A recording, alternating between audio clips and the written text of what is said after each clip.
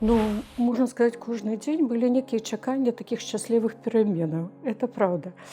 Вось хто як, хто вспамінае там, можа, нейкія талоны, там праблемы з прадуктамі, праблемы там у сем'ях і гэтак далей. Вот это я якраз не памятаю. Мне было такое адчуванне, што вот мы жывём напярэдадні нейкіх вялікіх пераменаў.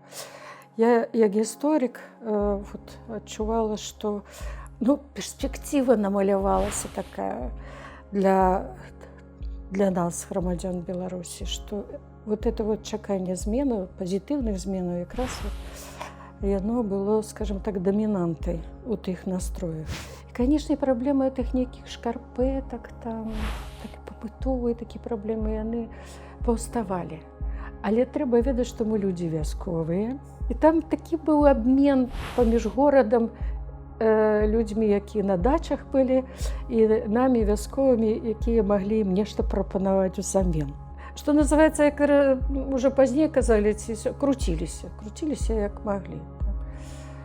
89-90 ён даў нейкі штуршок людзям, як прачнуліся, разумееце, што больш не чакаем заробку, там месяц у месяц, хай сабе маленькі, але вот это самае. Але трэба было ўжо праяўляць некую ініцыятыву.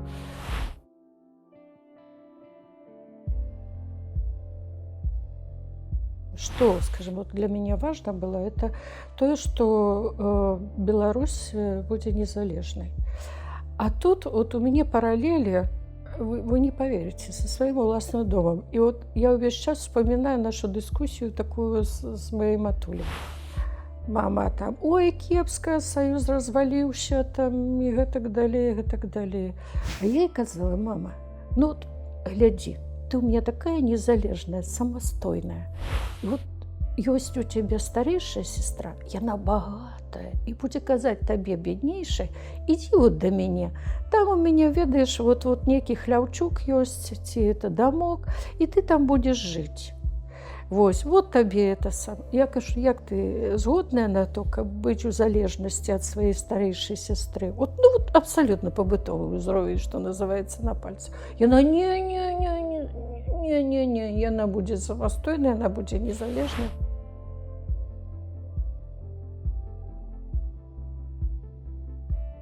Змяніўся маёмасны, в першую чаргу. Мы пачалі будаваць свой уласны дом. Вот в якім жыву і сёння. Это быў даволі вялікі дом, катэдж, як ён называецца. Потым мы набылі кватэру ў Мінску. Таксама ў гэтыя гады. Скажем так, маёмасны стан паляпшаўся, таму што муж, ён не кепска зарабляў. Вось якраз у тых аграрных працаўнікоў той час была такая сістэма, што напрыканцы года яны атрымлівалі каласальныя прэміяльныя, якія былі большыя, чым іх заробак. Потым гэтая практыка некуды знікла, але ж вот я вельмі добра памятаю, што такое было.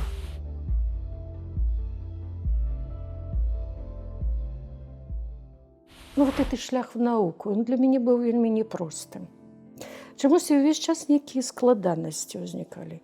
Некаторыя складанасці, пра якія я тут і казаць нават не буду. Як яна магла сама такое напісаць?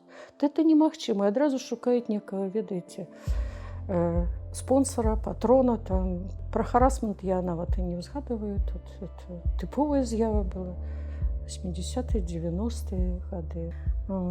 Таму, конечно, мои жанчыны атрымалі як бы новыя веды, новы погляд на рэчаіснасць. І вот многія з іх, яны як бы прааналізавалі сваю ролю в этом жыцці.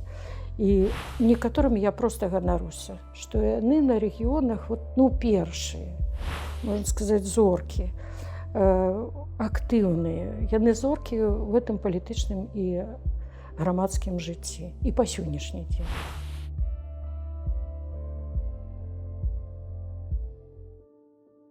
Палову жыцця, можна сказаць, прайшло в электрычцы. І аднойчы чалавек сустрэўся мне, хто па спецыяльнасці спытаўся. Я кажу, я гісторык. І вот врезалась в памяць. Ён мне сказаў, ведаеце, вельмі цяжка быць праўдзівым гісторыкам. Вы вот памятаеце мае словы, што чесным гісторыкам быць вельмі цяжка.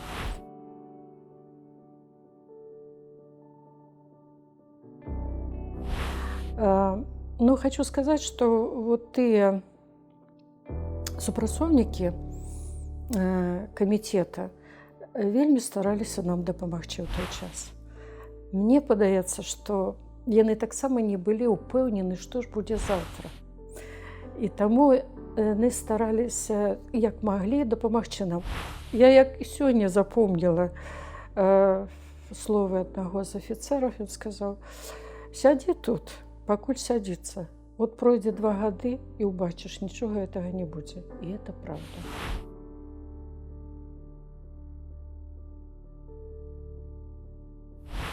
Шчаслівае неведанне сітуацыі і абсалютная незацікаўленасць. Вот это вот, может, таму, што ў мяне это 80-е гады, таму што дзеці малыя былі. А вот што тычыцца пасля 91-го, у мяне з'явіўся інтарэс да таго, як працуе дзяржава. Ці можна ўплываць на гэта? І якія чыннікі могуць уплываць? Як моя актыўнасць можа, скажем так, інтэгравацца ў гэты агульны працэс? Як я магу паўплываць на гэта?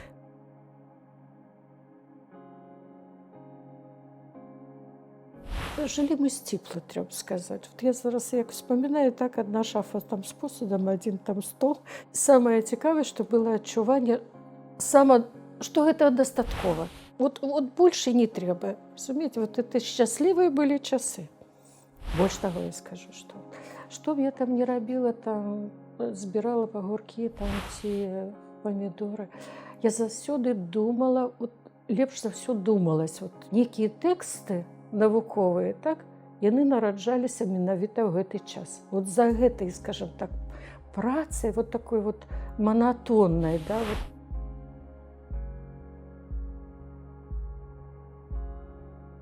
Страты былі, страты ў першую чаргу от некага, скажем, можа, даверу да той сістэмы, якая была да гэтага часу. Я памятаю, я адчувала сябе такім несчастным чалавекам. Гляжу, люди ідуць, сонца і так далее. А я гляжу все эти матэрыялы, там расстрел, там ссылка, там і так далее. І мне падавалось, што, слухайте, 1000 беларусаў прайшлі праз эту страшную машину. Я, до речи, пережила это, ну, скажем, глубоко-глубоко. Вот это вот переасэнсаванне все. Мне далось это нелегко.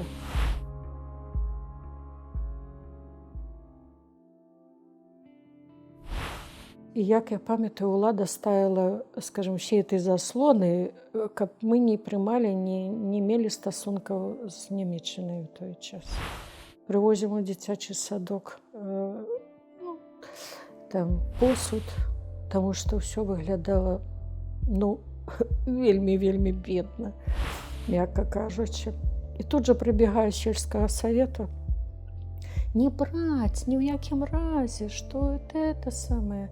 Там, і што вы думаеце, яны прымусілі загадчыцу садка з намі гэтыя адносіны неяк спыніць, таму што пагражалі звальненнем. Так, яшчэ памятаю, якраз наперададні я прыехала в інстытут, якраз першыя там гэтыя дні былі, і мне сяброўка Аня Первачук будзе: ты што ходзіш, у тебя такі ўжо жывот, ты што, это ж...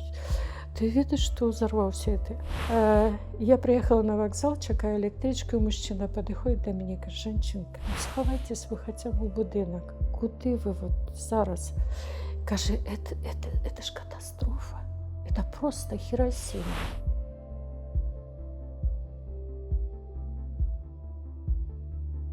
І пачыналі хто як, а мы з гуманітарнай дапамогі. Вось, і спатрэбілася нейкі час, каб зразумець, што не трэба даваць гатовае вось гэтую рыбку ў рукі грамадзянам, а лепш ўсё ж такі даваць веды, навыкі, скажем так, вот новыя арыентыры в гэтым жыцці, чым гатовыя, на гатовую забяспечваюць там людзі.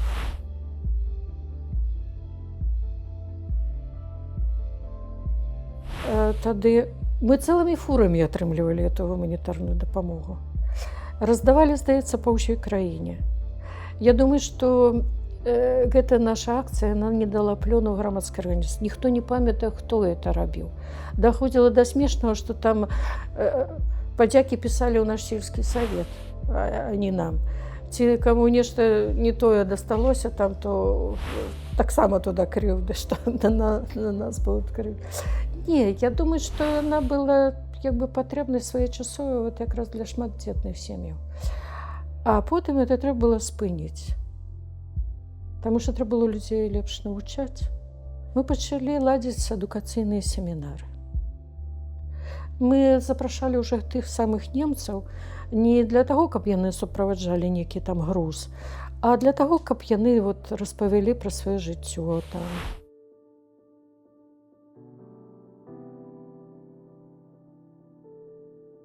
Абсолютно розныя. У меня было такое адчуванне, што я скончыла аспірантуру, а кандидат навук. Я знайду сабе працу, яна будзе не кепска аплачвацца. І мне падавалася, што так я ўжо забяспечыла сваю будучыню. А потым ўсё это ламаецца адразу, вот, як, скажем, з трэскам такім. Вось. Потым я выбіраю не тую тэму, як ужо зразумела, ты паўстанскі рух, якім займаюся сёння. Вось. І які прыводзіць, па сутнасці, мне да таго, што я працую в Інстытуце гісторыі згубіла. Як это зараз расцэньваць, ці это былі страты, ці это былі новыя набыткі, новыя гарызонты, я нават не ведаю.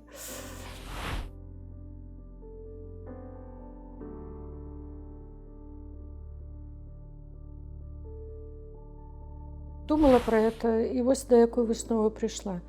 Што не трэба баяцца, што мы можам зноў апынуцца на парозе некай новай рэчаіснасці. Скончыўся адзін перыяд. Ну, не бывае такога, каб магчымасці не было. І у мяне такое адчуванне, што пасля вот гэтых апошніх падзей з'явіўся, ну, мы зноў на нейкі вот ганак новых магчымасцей узбіваем. Магчыма, адкрыецца перспектыва 90-х. Вот. Кожныя там 10-20 гадоў яны прыносяць свае. Інакш я б з'ехала адсюль.